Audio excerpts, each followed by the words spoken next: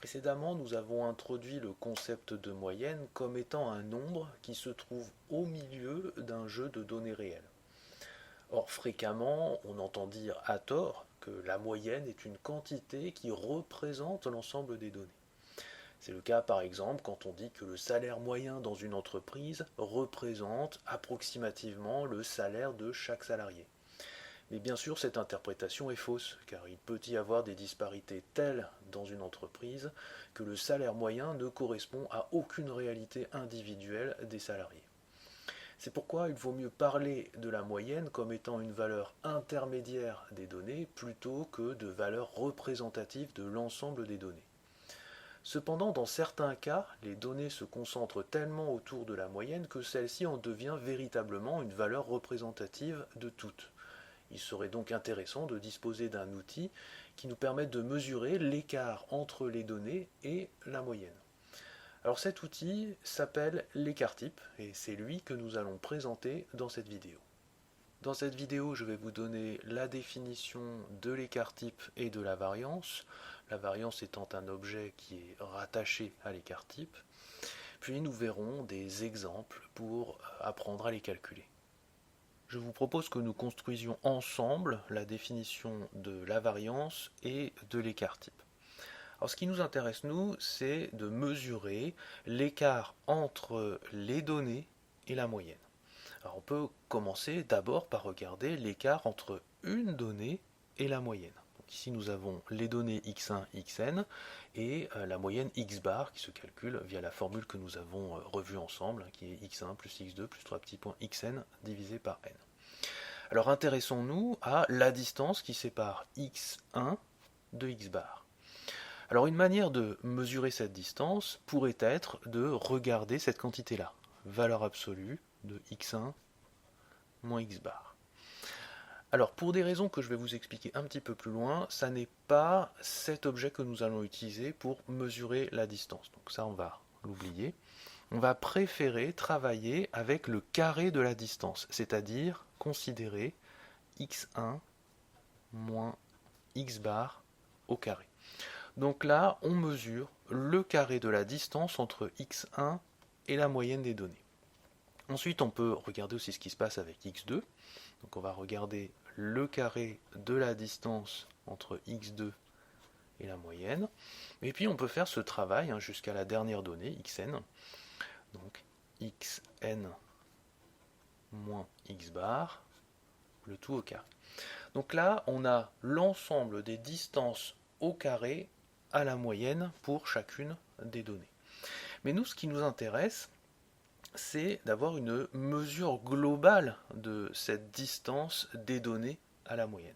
Alors ce que l'on va faire pour obtenir cette mesure globale, eh bien, c'est que l'on va prendre la moyenne de toutes ces distances au carré. Donc on va toutes les additionner, plus, jusqu'à la dernière, et tout diviser par n. Donc nous avons pris la moyenne des distances au carré à la moyenne. Et cet objet-là que nous venons de construire, c'est ce que l'on appelle la variance, et on la note sigma carré. Maintenant, pour construire l'écart-type, eh bien l'écart-type consiste à prendre la racine carrée de cette formule ici. C'est-à-dire écrire ceci. C'est la racine carrée de x1 moins x bar au carré, plus x2 moins x bar au carré, plus, 3 petits points, xn moins x bar au carré, le tout divisé par n. Et ça, c'est ce que l'on appelle l'écart-type, et on le note avec le symbole sigma.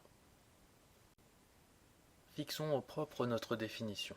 Donc si on dispose de données x1, x2, xn, dont la moyenne est x bar, alors la variance des données x1, xn est une quantité notée sigma carré qui se calcule par la formule sigma carré est égal à x1 moins x bar au carré plus x2 moins x bar au carré plus 3 petits points xn moins x bar au carré, le tout divisé par n.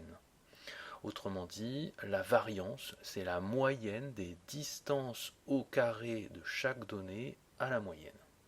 Et puis bien entendu, si vous êtes à l'aise avec la notation somme, vous pouvez réécrire cette formule comme somme de k égale 1 à n de xk moins x bar au carré, le tout divisé par n.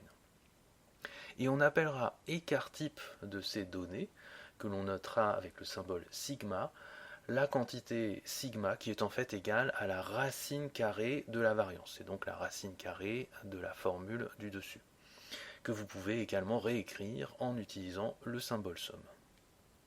Maintenant, nous allons revenir sur une question que j'avais volontairement laissée de côté, qui était pourquoi préférons-nous utiliser des carrés dans l'expression de l'écart type plutôt que des valeurs absolues qui, elles aussi, sont capables d'exprimer une distance.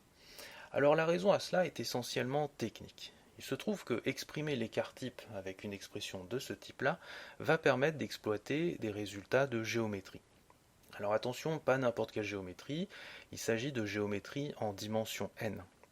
Alors bien entendu, je ne vais pas ici vous montrer ce qu'est la géométrie de dimension n, cela nous ferait dériver de notre programme initial.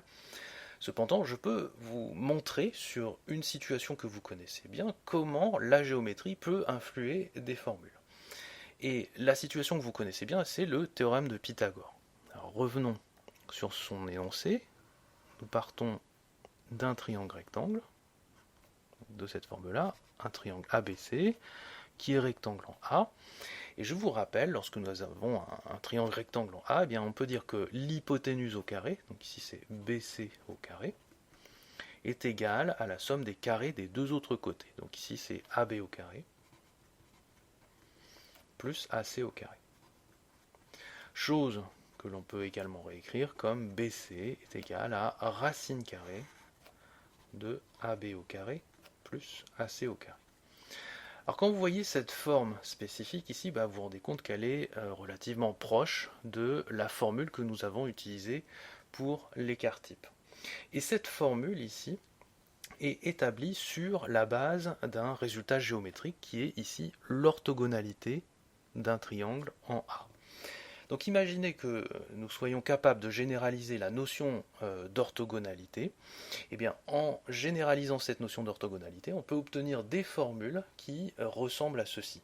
Et en raisonnant de manière géométrique, on peut également démontrer des théorèmes, et ces théorèmes permettent d'obtenir des résultats sur l'écart type.